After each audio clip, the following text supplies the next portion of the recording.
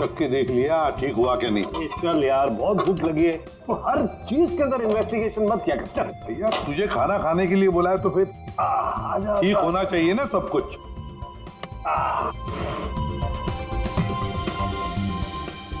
बैठ बैठ भी तो बैठो यार। भाई कमाल है, फिर सीआईडी में होके भी क्या कमाल का खाना बनाते हो। अच्छा चल बता, कौन सी सनसनीखेज वाली स्टोरी पे काम कर रहा है तू? अरे वो तुम्हारे वाली, वो जो लड़की जिसको धक्का दे दिया था बिल्डिंग के ऊपर से। ओह एक हफ्ता रुक जा, तुम्हें तुम्हारा क्रिमिनल मिल जाएगा, अब मुझे मेरी स्टोरी। शाबाश। लगता है बहुत बड़ा हाथ मारा है तूने कहीं पर। अरे गुरु, कई साल बाद ऐसा केस हाथ लगा है। अच्छा हाँ बताना फिर। बताऊंगा जरूर बताऊंगा। नहीं नहीं नहीं नहीं, ये टेंशन की वजह से नहीं हुआ है, ये टेंशन की वजह से नहीं हुआ, ये कुछ और ही चक्कर है, कुछ और ही चक्कर है। आपको पता है कुणाल जी किस स्टोरी पे काम कर रहे थे? वो कभी भी काम की बात घर पे नहीं करते थे, लेकिन हाँ वो आजकल परेशान बहुत रहते थे। आपने किसी के साथ वो फोन पे बात करते हुए सुना, या ऐसे ही कुछ बात करते हुए सुना कभी? मैंने उनको किसी से फोन पे बात करते हुए सुना था। कह रहे थे कि दिमाग ने परेशान किया है, दिमाग ने ये सब कुछ किया है।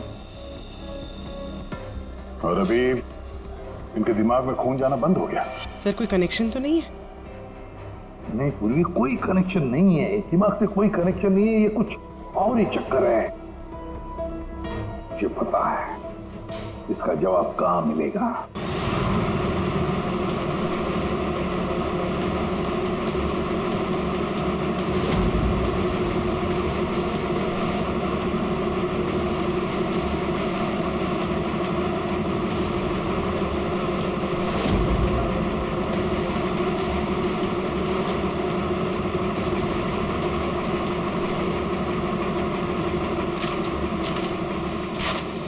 आपने कभी पूछा नहीं कुणाल जी से कि वो किस स्टोरी पे काम कर रहे थे? सर इतने सीनियर जर्नलिस्ट हैं, एक साथ 50 स्टोरियों पे काम करते हैं। मैं तो उनसे कहता था कि जो भी स्टोरी अच्छी लगे भेज दीजिए, क्योंकि मुझे पता है सर कुणाल सर किसी छोटी मोटी स्टोरी पर काम ही नहीं करते, और जब भी लाते हैं एकदम बड़ी स्टोरी लेकर आते हैं, सेंसेशनल स्टोरी सर। कुणाल का कैबिन कहाँ है? ये रहा सर, आइए। है?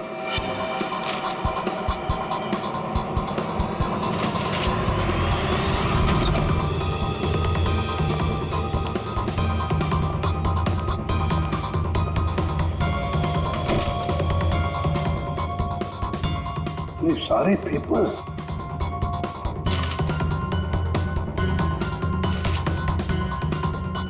दया, ये कुणाल कह रहा था कि 6 साल पहले किसी केस के बारे में उसे सनसनीखेज इंफॉर्मेशन मिली है। मुझे शक हो रहा है कि कहीं इसी 6 साल पहले वाली स्टोरी की वजह से उसको। सर अगर ऐसा है तो हमें यहाँ कोई ना कोई सुराग जरूर मिलना चाहिए। हाँ देखते हैं अच्छी तरह से, देखो।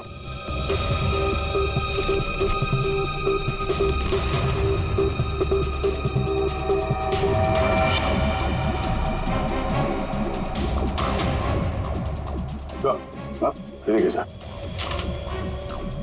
यहाँ इस पेज पे कुछ अजीब से सिंबल्स बने हुए हैं। यार कुणाल ऐसे तो लिखता था, अपनी सारी सीक्रेट इंफॉर्मेशन ऐसे ही कोड लैंग्वेज में लिखता था वो, ताकि किसी को पता न चले क्या कर रहा था, ये किसके पीछे पड़ा था।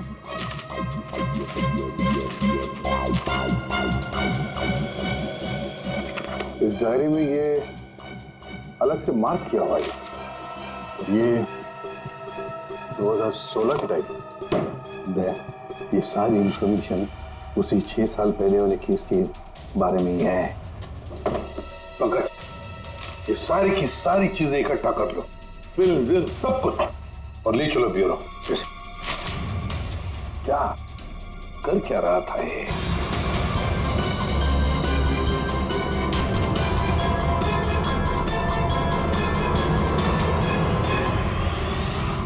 एक्यूपंक्चर क्लिनिक, ये देखो ना, doctor Dhirendra acupuncture clinic. Savita भाभी सही कह रही थी, कुणाल किसी तो टेंशन में था, इसीलिए तो ये एक्यूपंक्चर ट्रीटमेंट ले रहा था। किस बात का टेंशन हो सकता है? ये तो दया डॉक्टर धीरेन्द्र ही बता सकता है। वो आए जरूर थे पर ट्रीटमेंट के लिए नहीं, लेकिन वो ची के बारे में जानकारी चाहते थे। कौन ची? कौन नहीं, क्या? दरअसल चाइनीज में एनर्जी को ची कहते हैं। लेकिन कुणाल जी ये सब जानने क्यों आए थे? दरअसल कुणाल जी एक्यूपंक्चर के बारे में नहीं, दिमाग के बारे में जानना चाहते थे। दीमक के बारे में? दिमाग नहीं, दिमाग। दिमाग? वो आजकल एक वर्ड बहुत ज्यादा बोलते थे, दिमाग। सविता जी कह रही थी कि कुणाल जी भी कुछ दिमाग दिमाग कह रहे थे, तो कहीं वो दिमक तो नहीं कह रहे थे?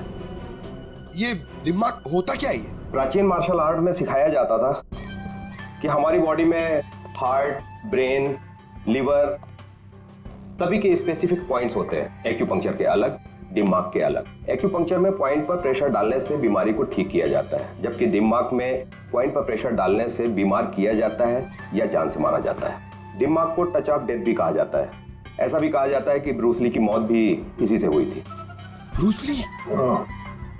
आपको आता है ये दिमाग? नहीं, पर मैं एक दिमाग एक्सपर्ट को जानता हूँ, शाओलिन कुंग फू मास्टर उत्कर्ष।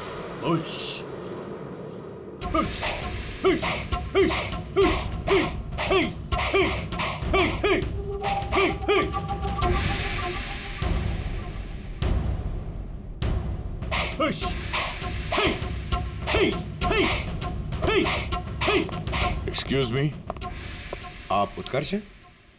जी कहिए। जी हम सीआईडी से हैं। कुछ बात करनी है आपसे। आप कुणाल जी को जानते हैं? कुणाल जी? क्राइम जर्नलिस्ट, अभी कोमा में है वो। कोमा में? तो कैसे? हार्ट स्टॉपेज, ब्रेन को ब्लड फ्लो नहीं हो रहा था ठीक से। ओ माय गॉड, इसका मतलब कुणाल जी सही कह रहे थे। वो कह रहे थे कि एक आदमी दिमाग से लोगों को मार रहा है। तब मैंने उनके बातों पर विश्वास नहीं किया। क्यों? दिमाग एक हजारों साल पुरानी आर्ट है। ये कला एक जनरेशन में से सिर्फ एक इंसान को सिखाया जाता है। बड़े से बड़े एक्सपर्ट भी इस कला को सीख नहीं पाते। आपको आती है? नहीं, और ना ही पूरे इंडिया में किसी को आता होगा। इतना आसान नहीं। जरूर किसी ने दिमाग के ट्रिक से कुणाल के बॉडी में एक्स्ट्रा एनर्जी डाला होगा। वो चाइनीज मार्शल आर्ट्स, वो सर वो क्या होता है वो? जी, जी एक कुंफू एक्सपर्ट हवा में से यांग एनर्जी और जमीन में से इन एनर्जी को दोनों को कंप्रेस करके और पूरे ताकत के साथ सामने वाले बॉडी पे शूट करता है, सीधे डेथ पॉइंट पे। सॉरी, मतलब ये सब एक चाइनीज फिल्म लगती है।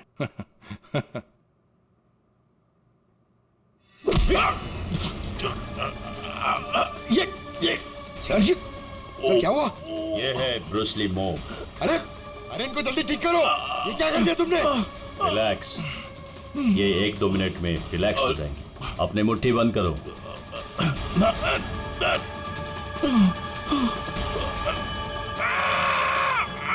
मास्टर, मास्टर जी प्लीज इन्हें ठीक कर दीजिए। इन्हें बहुत दर्द हो रहा है। प्लीज प्लीज जल्दी करिए।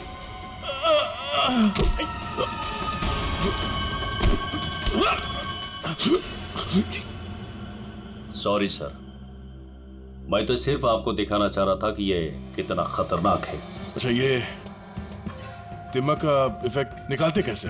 फिर से नॉर्मल कैसे होता है? सही वक्त पे सही पॉइंट पे दबाकर उसके बॉडी का सारा एक्स्ट्रा एनर्जी निकालना होगा तो वो ठीक हो जाएगा, नहीं तो बचना मुश्किल है।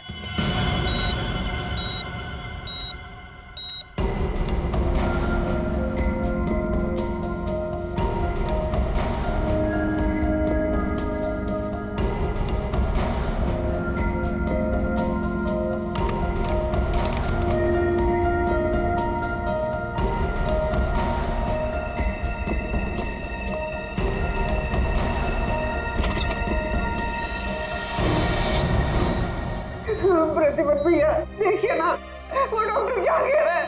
कह रहा है कि कुणाल को कभी होश ही नहीं आएगा। आप कुछ करिए ना, ऐसे कैसे कह सकते हैं वो? सविता शांत हो जाओ, बैठो बैठो बैठो। देखो सब ठीक हो जाएगा, हाँ सब ठीक हो जाएगा। मैं डॉक्टर साहब से बात करता हूँ। अरे डॉक्टर साहब क्या, कुछ तो करिए ना, कुछ तो होगा जो आप कर सकते हैं इसके लिए। एसीपी साहब, हम जो कुछ भी कर सकते थे सब कुछ कर लिया हमने। इस सिंकिंग ज्यादा से ज्यादा 24 घंटा। I am sorry.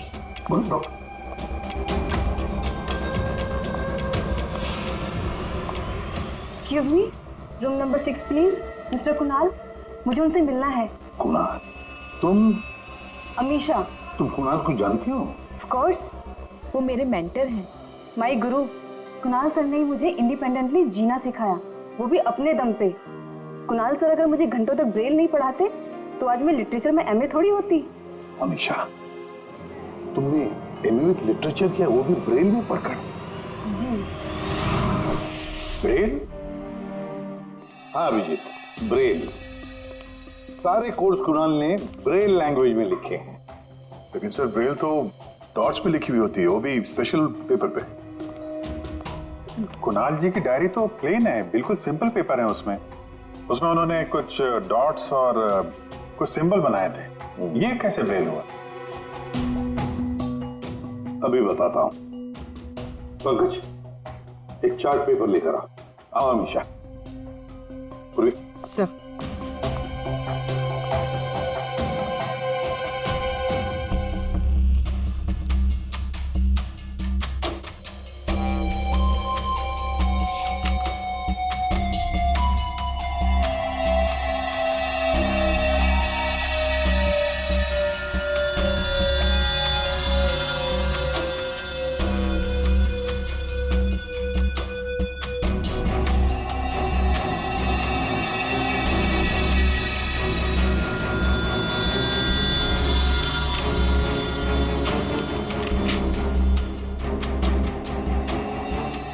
तो वाकई ब्रेल है।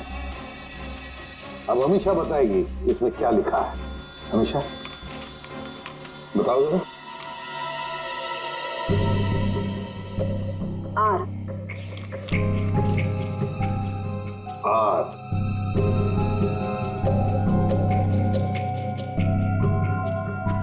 ए। A. J. D.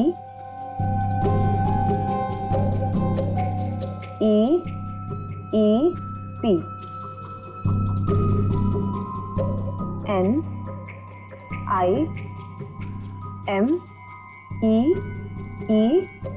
P R A N A हाँ V। वी। राजदीप, निमित्त और प्रणव। वाह सर, कुणाल जी तो बहुत ही जीनियस है। वो तो है। ये तीनों हो कौन सकते हैं जिनका नाम कुणाल जी ने इतनी सीक्रेटली डायरी में लिखा हुआ था? अभिजीत, पता नहीं क्यों मुझे ऐसे क्यों लग रहा है कि ये तीनों नाम, ये राजदीप, निमित्त और प्रणव, कहीं ना कहीं तो सुने हैं। कहां पर? पंकज काम करो, क्रिमिनल रिकॉर्ड चेक करो, देखो ये तीनों नाम निकलते हैं क्या उसमें। सर हाँ। मैंने अपना काम कर दिया, अब प्लीज मुझे हॉस्पिटल छोड़ दीजिए, मुझे कुणाल सर को मिलना है। हाँ मगर अमीशा, हम सब की तरफ से थैंक यू वेरी मच। अगर तुम नहीं होती तो ये कोड हम डिकोड नहीं कर सकते। Thank you. पूर्वी, अमीशा को ले जाओ हॉस्पिटल, संभाल के ले जाना और कुणाल से जरूर मिलवाना। Thank you Amisha. ठीक देना या।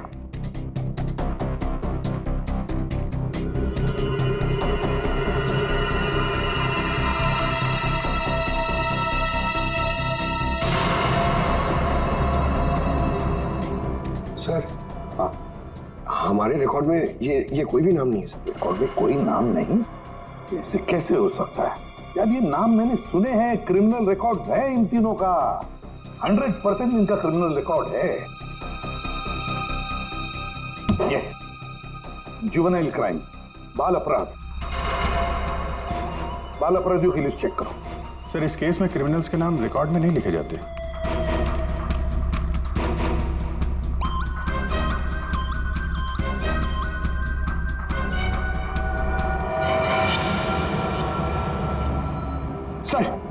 सर मिल गया सर। सर जुवेनाइल केसेस में तीनों के नाम रजिस्टर्ड है, राजदीप, प्रणव और निमित। Juvenile home.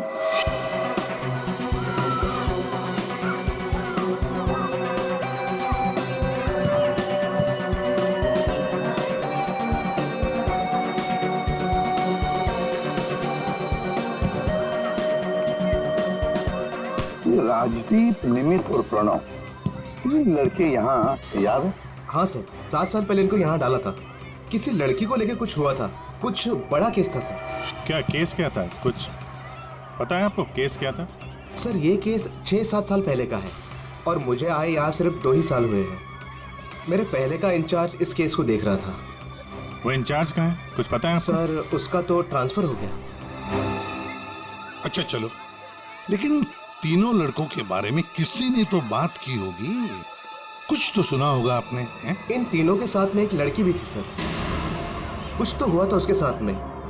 फिर 6 महीने तक ये लोग यहाँ पर थे और शायद 2011-12 में इन लोग यहाँ से छूट गए। और कुछ याद आता है आपको? इन तीनों के अलावा सर एक लड़का और था, ईशान।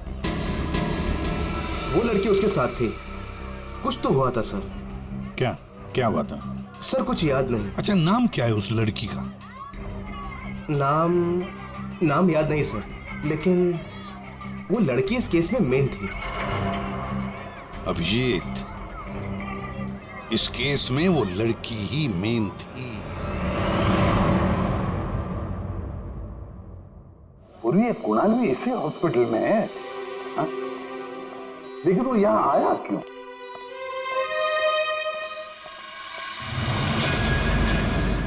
निधि, आप लोग? निधि, हम लोग सीआईडी से हैं। हमें पता था तुम यहीं मिलोगे। हाँ, जब भी मुंबई आती हूँ यहाँ ज़रूर आती हूँ, क्योंकि अगर आज ईशान नहीं होता ना तो मेरी लाइफ कुछ और ही होती। ईशान तुम्हारा दोस्त है, रिश्तेदार है? जी नहीं, रिलेटिव तो नहीं है, लेकिन हाँ हमारे बीच एक रिश्ता ज़रूर था, 5 मिनट के लिए ही सही। लेकिन उस 5 मिनट में ईशान ने मुझ पर इतना बड़ा फेवर कर दिया कि मैं जिंदगी भर उसे नहीं चुका पाऊंगी। एक बात बताओ, तुम्हें याद है राजदीप, निमित और प्रणव? बिल्कुल याद है, मैं उन तीनों को कभी नहीं भूल सकती। क्या हुआ था एग्जैक्ट बता सकती हो? 7 साल पहले की बात है, मैं कॉलेज जा रही थी एंड आई वॉज लेट।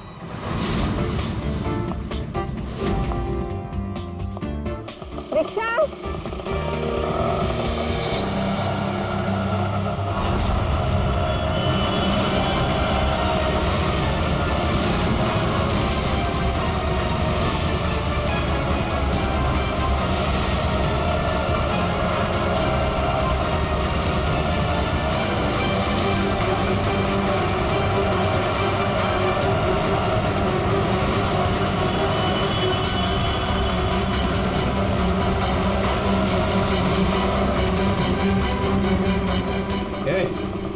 चल ए निकल, चल बाहर आ, चल। चल निकल, चल। आइए। प्रॉब्लम क्या है तुम्हारी? प्लीज छोड़ो मेरा हाथ। Hi beautiful, need a lift? हाँ? Looking hot. अरे बाप रे, मारती भी है। प्रॉब्लम क्या है यार तुम्हारी? ओह, attitude.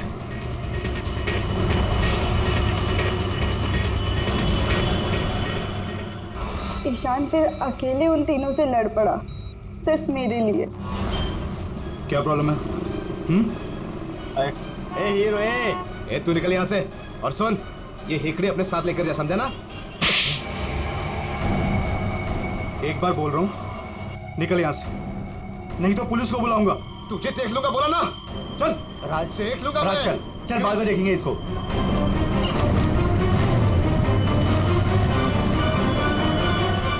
Hey, are you okay? Yeah, I'm fine. By the way, I'm Ishan. I'm Nidhi. Thank you. Thank you so much.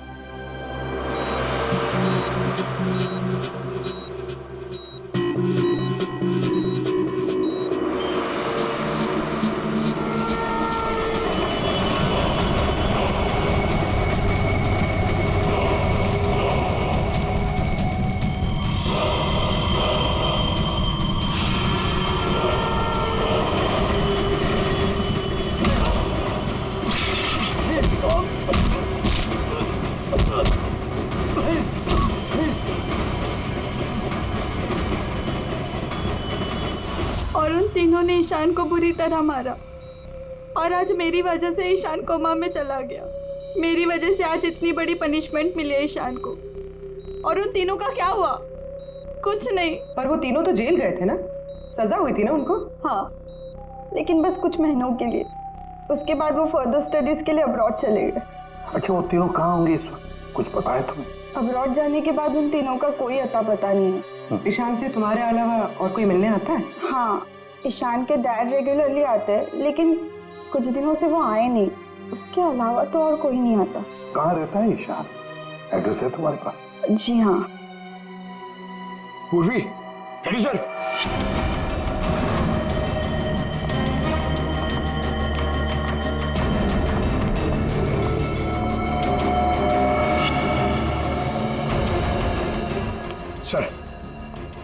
Sir, तीनों की सोशल मीडिया प्रोफाइल देखी है मैंने सर। सर, ये देखिए, ये राजदीप और ये निमित। सर, इन दोनों की मौत हो चुकी है। क्या? हाँ सर, ये देखिए, इनके प्रोफाइल पे कंडोलेंस है। ये राजदीप सर, ये 20 दिन पहले मुंबई आया था और अचानक हार्ट स्टॉपेज हो जाने की वजह से इसकी डेथ हो गई। और ये दूसरा निमित सर, ये 10 दिन पहले मुंबई आया था और इसकी मौत हो गई ब्रेन हैमरेज की वजह से। और उसके कुछ दिन बाद कुणाल जी पे हमला हुआ। ये कोई इत्तेफाक तो नहीं हो सकता। सर, शायद कुणाल जी समझ गए होंगे कि ये दोनों नेचुरल डेथ से नहीं, दिमाग से मरे। हाँ सर, शायद कुणाल जी को पता चल गया होगा कि राजदीप और निमित को किसने मारा है। इससे पहले कि वो किसी को बताते, उन पे ही किसी ने अटैक कर दिया। और वो लड़का प्रणव, उसका क्या? सर, वो आज शाम अब्रॉड से बॉम्बे आ रहा है सर, मतलब उसकी जान को भी खतरा है? मगर सर, इन्हें मार कौन रहा है? वैसे ईशान और उसके पिताजी गौतम यहीं रहते थे ना? जी सर। कैसे लोग थे वो, कुछ बता सकती है? सर, दोनों ही दिल के बहुत अच्छे इंसान हैं, खासकर गौतम जी। मैं तो उनकी पड़ोसी हूँ, मैं उनको बहुत अच्छे से जानती हूँ। ये गौतम जी आर्मी ऑफिसर थे क्या? जी हाँ सर, तभी तो इतने डिसिप्लिन थे और हमेशा कहते हैं कि ना किसी का बुरा करो ना किसी का बुरा होने दो। इनफैक्ट उनका बेटा ईशान बिल्कुल उन्हीं की तरह है सर। वैसे गौतम तो यहाँ रहते नहीं है ना? कहाँ हो सकते, कुछ पता है आपको? जी नहीं सर, दरअसल वो अपने बेटे को लेकर बहुत परेशान थे। वो खुद को संभाल ही नहीं पा रहे थे, रात रात भर जागते रहते थे, सोते ही नहीं थे। और अचानक एक दिन वो गए तो फिर लौट कर ही नहीं आए।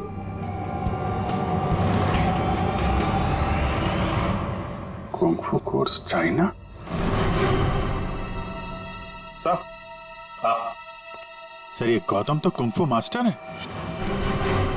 शाओ टेम्पल चाइना से, वहां से एडवांस कोर्स किया है इसने। सर, वो तो कई सालों से मार्शल आर्ट प्रैक्टिस कर रहे हैं। इनफैक्ट वो सोसाइटी के बच्चों को ट्रेन भी किया करते थे सर। कमाल है सर, पूरे घर में गौतम जी की एक भी फोटो नहीं है। वही तो अभिजीत,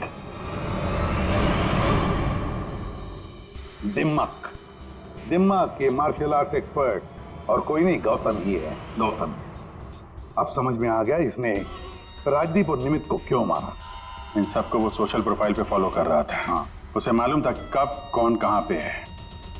और जैसे ही उसे पता चला कि कुणाल जी इस केस को इन्वेस्टिगेट कर रहे हैं और निधि से मिलने के लिए वो हॉस्पिटल तक पहुंच गए, तो उन पे भी हमला कर दिया।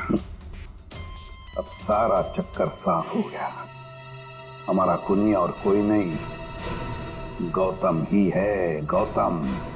सर, प्रणव की जान को खतरा है, इस गौतम को रोकना पड़ेगा।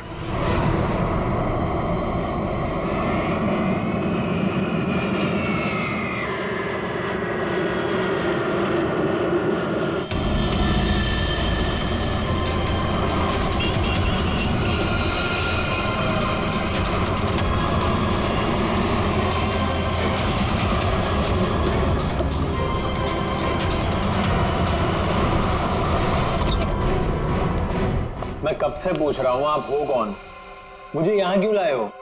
सीआईडी, सब पता चल जाएगा।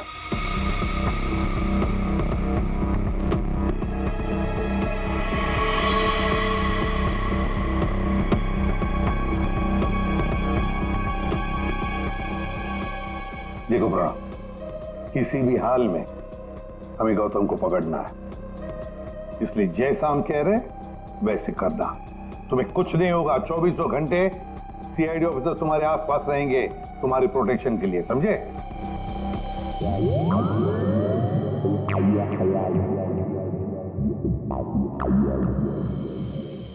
प्रणव, ये नजर इधर उधर दौड़ाना जरा बंद कर दो और सीधे खड़े रहो। चिप साथ निकालो, समझे? तुम्हें ये करना है कि अपने सोशल प्रोफाइल को अपडेट करते रहना है कि तुमने सुबह जॉगिंग कितने बजे किया और तुमने ब्रेकफास्ट कितने बजे खाया, सारी डिटेल्स, ठीक है? बट मैं ऐसा क्यों करूं? क्योंकि गौतम तुम्हें मारना चाहता है। जैसे उसे पता चलेगा तुम कहाँ हो तो तुम पे हमला करेगा और हम उसे पकड़ लेंगे। लेकिन ये गौतम है कौन और ये मुझे मारना क्यों चाहता है? सब पता है तुम्हें, बच्चा बनने की कोशिश मत करो, समझे? और हाँ, हर घंटे अपनी प्रोफाइल अपडेट करते रहना ताकि गौतम को पता चले तुम्हारी हर एक एक्टिविटी के बारे में। हमें गौतम चाहिए किसी भी हाल में।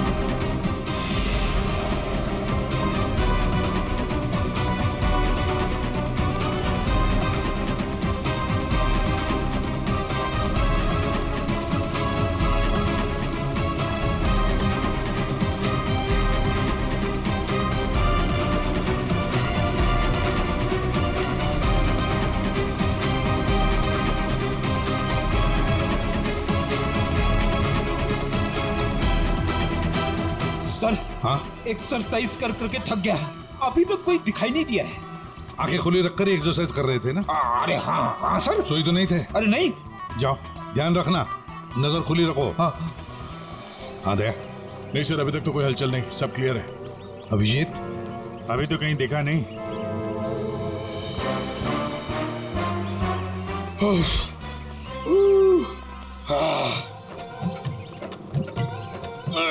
अबे कर क्या रहा है? हाँ, एक्सरसाइज कर। मैं देख कितना फिट हूँ। ये ले।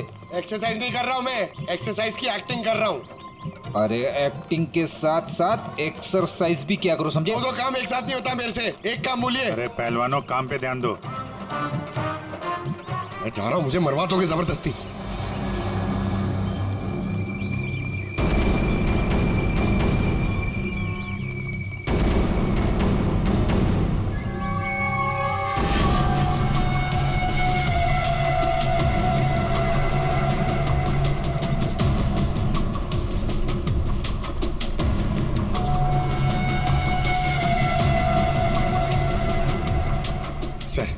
सर 15 राउंड मार लिया सर, बहुत प्यास लग रही है सर। वहाँ छाव में बैठ जाओ सर, 5 मिनट। सो जाओ सो जाओ। सोना नहीं सर, मैं थोड़ी देर रेस्ट।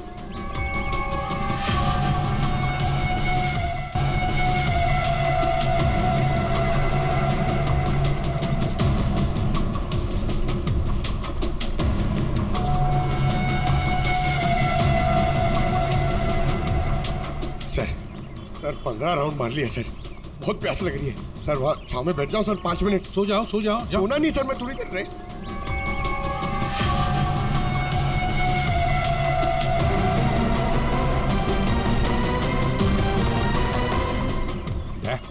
उड़ी वाला। Yes sir.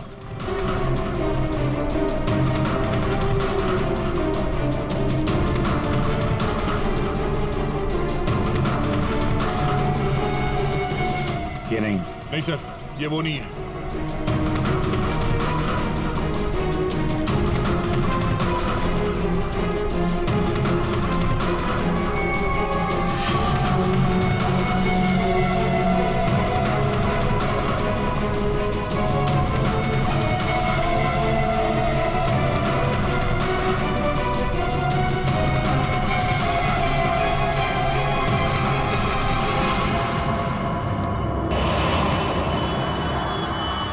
गौतम? जया, गौतम। क्यों गौतम, तुम्हें क्या लगा हम तुम्हें नहीं पहचानेंगे? कौन गौतम? छोड़ो मुझे, मेरा नाम तो शशि है। बकवास बंद। तुम अगर गौतम नहीं तो फिर ये जैकेट तुम्हारे पास कैसे आया? ये तो एक आदमी ने दिया, मुझे ठंडी लग रही थी। रेडी, पकड़ो से।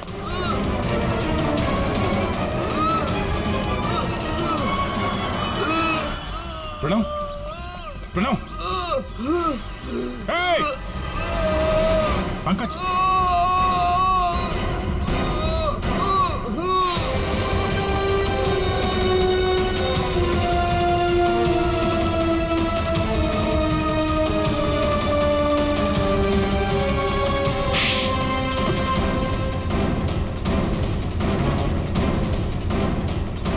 सर, गौतम।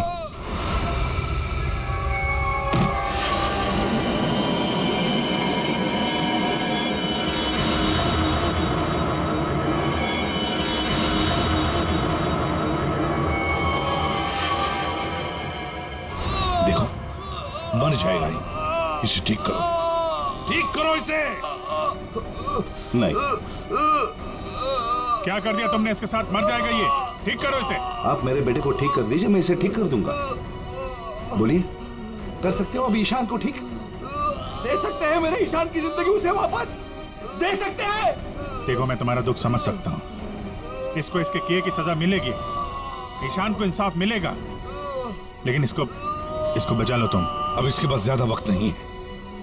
एक अच्छे इंसान की तरह सोचो, बचाओ इसे। सॉरी एसीपी, एक बाप बनकर मैंने अपने बेटे को इंसाफ दिलाया। अब एक आर्मी ऑफिसर बनकर मैं सच का भी साथ दूंगा। राजदीप, निमित और प्रणव, इन तीनों के मर्डर के लिए मैं अपने आप को सरेंडर कर रहा हूं। गौतम, बचाओ इसे, अपना पागलपन छोड़ दो। देखो गौतम, जिंदगी भर जेल में सड़ते बैठना पड़ेगा। ईशान के बिना जिंदगी बची कहां है?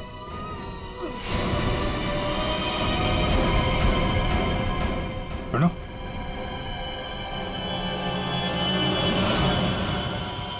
नहीं सर, ही इज नो मोर। ये क्या किया तुमने? बस जेल जाने से पहले एक आखिरी काम करना चाहता हूं।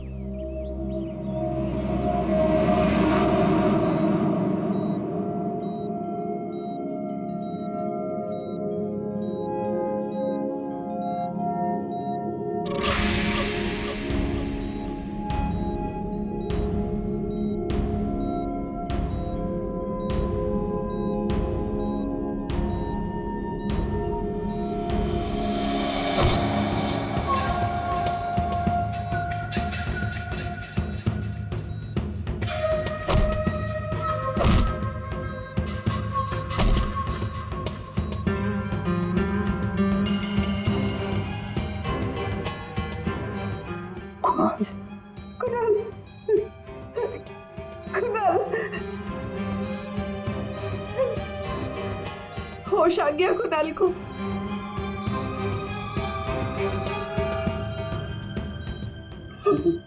कुणाल, अरे सविता भाभी है यार, मुस्कुराओ तो। प्रतिपत भैया, आज मेरा कुणाल आप ही की वजह से यहाँ है। बहुत बहुत शुक्रिया आप लोगों का। अरे नहीं नहीं भाभी, कैसी बातें करती हैं आप? ये तो हमारा फर्ज है। और फिर ये बंदा तो हमारा दोस्त है, इसे ऐसे ही थोड़ी जाने देंगे हम। कुणाल, तुम्हारे साथ मैंने जो भी किया उसके लिए I am really very sorry. मेरी दुश्मनी तुम्हारे साथ नहीं थी, बल्कि वो 3 लड़कों के साथ थी। और मुझे डर था कि तुम्हारी वजह से मेरा प्लान कहीं चौपट ना हो जाए, इसलिए मैंने तुम्हारे साथ ये सब किया। I am really very sorry. दुश्मनी चाहे किसी के साथ भी हो गौतम, पर किसी की जान लेने का तुम्हें कोई अधिकार नहीं। बहुत बड़ी गलती की है तुमने। 3 लोगों की जानें ली। अब किए हुए कर्मों की सजा भी भुगतनी पड़ेगी तुम्हें। कड़ी से कड़ी सजा होगी तुम्हें।